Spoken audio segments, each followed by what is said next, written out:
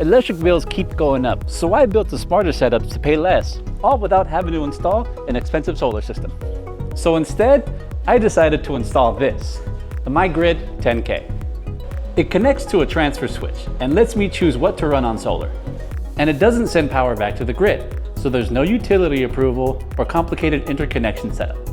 I can send solar power to the parts of my home that use the most electricity, like my refrigerator, kitchen, lights, laundry, heater, and other items. The rest, like my oven or the stove, just stays on the grid like normal.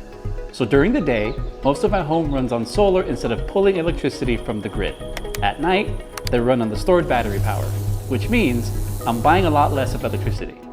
And that's what lowers my electricity bill every month.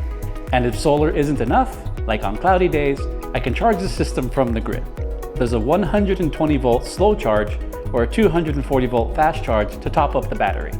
So everything keeps running without interruptions. I can also control when it charges using an app, so I avoid charging during peak rate hours and save even more.